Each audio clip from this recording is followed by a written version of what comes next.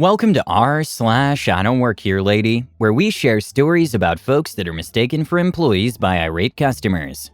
Thank you, friends, for subscribing to the channel and for so many likes. The first story: lady thinks it's someone else's job to care for her community garden plot. The second story: ex-boss pretends I'm a waitress at his bar when I go there to wind down from work. The third story: crazy lady thinks I work at department store, chases me down, slips and falls, then tries to blame me for it. On to the first story. Actually, lady, you're the one who works here. In my area, we have a community garden that's run by volunteers, including me. It's pretty standard community garden rules. At the start of the season, you get an assigned plot and pay. You plant things there and take care of your little garden area. If you don't plant or don't care for your plot, you lose it to the next person on the waiting list. It's the first thing of its kind in our area, and there's a pretty long waiting list. Because our garden is run by unpaid volunteers, we've been somewhat slow to contact people whose plots have not been planted. We were almost 2 months into the season before I emailed a few errant people for the first time. Almost everyone responded immediately. There was just one empty plot that remained empty after another few weeks of emails. I actually called the number of the lady who the plot was assigned to. I'll call this lady Not a Gardener, or Nag for short. Nag was shocked to hear that she was in danger of losing her plot, and furious. I get it, maybe the emails weren't received. One of us should have called right away. She kept demanding to talk to the person in charge and kept asking about her vegetables and who was at fault for this negligence. I apologized again and just let her know that she needed to come and plant soon or give the plot up. I got off the phone as quickly as possible because I didn't want to deal with her. I had the pleasure of meeting Nag the following weekend when I was at the garden with my 2 little kids. Nag marched over to me with no introduction, immediately started in again about the negligence and how we could be so unprofessional, and where were her vegetables. She was puffy and angry and very, very rude. She wouldn't let me finish a sentence and was trying to tell me she was going to get me fired from my volunteer garden position. I was trying to calm her down, but she wouldn't let me get a few words into it before she interrupted me. Finally, to get her away from my kids, I said, "Let's go and see your plot." We walked over to the area where her plot was, and it was very clear that it was the only neglected plot in the whole garden. The other plots have many plants already growing big. You can see peppers and tomatoes starting to be ready, cucumbers climbing all over the place, and a huge variety of greens and herbs. Nag's plot is dirt and weeds. Nag basically stops dead in her tracks, sputters a bit, and then her whole tone changes. She went from being angry to wailing and crying about how could we do this to her. How could we treat her like this? What had she done to us? Was it because she was new? Because she was American? Poor her, she deserved better. What about her vegetables? She really needed her vegetables. She gets a little hysterical and starts to point out plots that are grown and have vegetables, and demanding those. She even went as far as to try and grab a green tomato from the neighboring plot, but her heels slipped a little and she almost fell. This set her off more and she's making quite a show, so others in the garden come over to check on her. As she wails on, I suddenly realize what's happening. Nag thought that the community garden meant that we were going to garden for her, and her fee at the start of the year is for us to plant her vegetables and care for her plot, and harvest her veggies for her. She's been sitting at home all this time expecting vegetable deliveries. I should have figured it out sooner, but all I wanted was to not deal with her, so I wasn't paying as much attention to her as I should have. Also, the garden rules are pretty clear, and when she paid, she signed an agreement to the rules. I explained it as nicely as I could to Nag. The plots are for her to plant and grow. Her small fee only covers the cost of the land and irrigation system. If she wants the vegetables she's been demanding, she needs to plant them and care for them. It's her job, not ours. She's the one that works on her plot, not us. It takes a few tries to get this through, and luckily another volunteer is there to be with me as a backup. She of course gets angry again about how no one told her, but she signed the paperwork and it's all very clear there. I let her know there's some money left. If she wanted her fee back, we'll give it to her, and give her plot to the next person on the waiting list. She yelled at me that won't be necessary, which was funny because it's a polite sentence, but she said it in the rudest way possible, and she stomps off out the gate and away. The next weekend I go to the garden and surprise, her plot is planted, and it looks great. She has a good variety and things are done neatly. There are little paver stones to walk on and tons of veggies. Turns out she's hired a professional gardener to do her community garden plot for her and deliver the veggies. He's the best guy. He's very nice and polite and happy to talk about why the tomatoes are dying or how to add more potassium through compost. He's willing to babysit other plots if people are on vacations. He's super friendly and it's great to run into him. He's set out seedlings for anyone to take a number of times as well. I'm so happy to not have to see Nag ever again, and instead we have an awesome new friend. The next story is, at least I got tipped.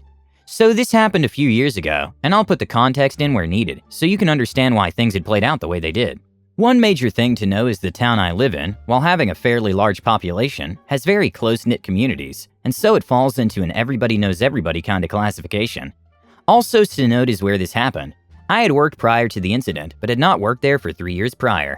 Myself and 2 of my coworkers had just gotten off shift at the bar we worked at. Like I said, close communities. A couple of the patrons asked if we wanted to go to Big Barry's, not the actual name, which was another bar, to wind down from our evening.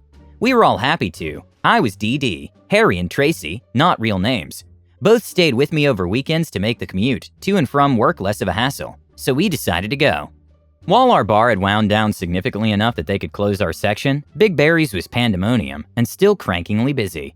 Now obviously because of working there previously, the manager knows me well and adores me, and the boss knows me too. But him and I never talked. All 3 of us were still in uniform, which comprised of various alcohol-branded shirts. I was wearing a Jägermeister tank that I had got from doing promos. I think this played a part in what happened. We went to the bar to grab our drinks and head outside onto the deck to sit and have a smoke and wind down. As I was walking with drink in hand, past the high tables that guarded the entrance to the deck, I felt a hand wrap around my arm and quite viciously yank me towards a table. Now since leaving this bar, I had developed quite the attitude, and since I didn't work there, I was ready to lay all kinds of profanity on the man who had been so rough to me. Until I looked up and noticed who he was and who he was sitting with. We'll call him Mr. Beck, and he's a big tipper and a high roller with shady history and business deals. I remembered him well from when I did work there, but hadn't seen him since I quit. I'd also lost a significant amount of weight and looked pretty different to how I did. Mr. Beck was sitting with the owner, who knew I didn't work for them, and started spouting orders for drinks and shooters before I could ask why he was intruding on my night. I looked at the owner, who gave me a pleading look, as he obviously wanted to impress the man. In my mind, I thought there'd be no harm in telling the manager the drink order and going about my business. So I did that and went to sit with my colleagues outside. Mr. Beck got his drinks, and all was good. I was finishing up my drink when the man came outside to have a smoke. He looked shocked to see me sitting outside drinking instead of working, and must have said something to the owner because it took a few minutes before he was at the table. "OP, you can't sit here like this. He thinks you're the waitress." Now, I'd already explained what happened to Tracy and Harry. And Tracy, who had zero filter, just pipes up and said, "She's a paying customer that doesn't work for you. Why is it such an issue to just tell your friend that?" Loud enough for Mr. Beck and half of my town to probably hear. He never answered that question, but I feel like he was desperate to make a good impression. I was getting up to get drinks anyway, and decided let me just slap them on the owner's tab while I waitress for them. So this happened for 1 or 2 rounds, and the owner had apparently told Mr. Beck I was technically off shift, but would serve them when they asked. And I did, because I got free booze. About 2 hours later, we decided it was time to go, and I went to say goodbye. It was all pleasant. I was thanked for my service. I laughed and walked to my car. Just as I was about to get into it, I heard my name being called, and say Mr. Beck hurrying to me. He handed me a nice roll of money that amounted to 1/4 of my rent for the month, which isn't a lot by American standards, maybe like $60, with current exchange rates, and thanked me again, to which Harry and Tracy started laughing. When he asked what was so funny, they happily told him the truth, that I didn't work there, and I was pretty much doing a favor for the owner by pretending I did and serving them. He slapped another $50 equivalent into my hand and laughed about it.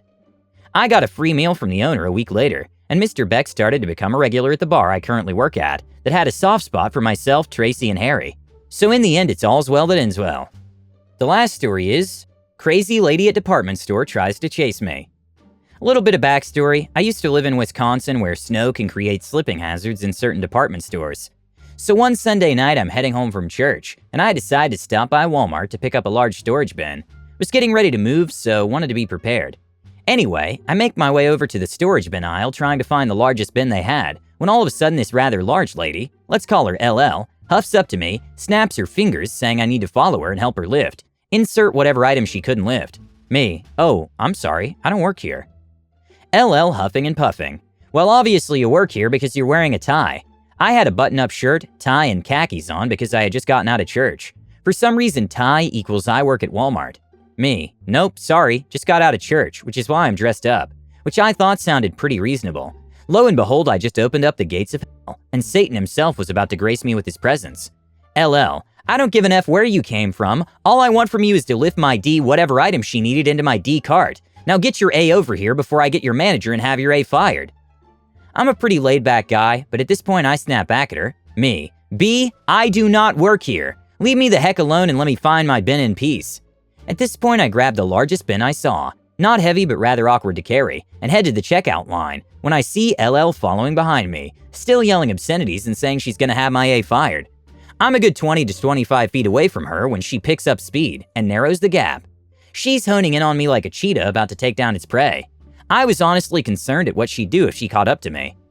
By now, we've already gained a few prying eyes, wondering what the hell all the commotion is about, and I'm looking around for an actual manager or an employee to help me. At this point, I'm about ready to drop my storage bin and make a run for the exit, when all of a sudden, a miracle happened. Remember how I said it snows a lot where I'm from and creates slipping hazards? Well, LL was going a little too fast and slipped on a puddle, and she fell hard. I guarantee the impact would have registered on the Richter scale. The sound that escaped her lips when she hit the ground was a cross between a moose bellow and a humpback whale mating call. The sound still haunts my dreams occasionally.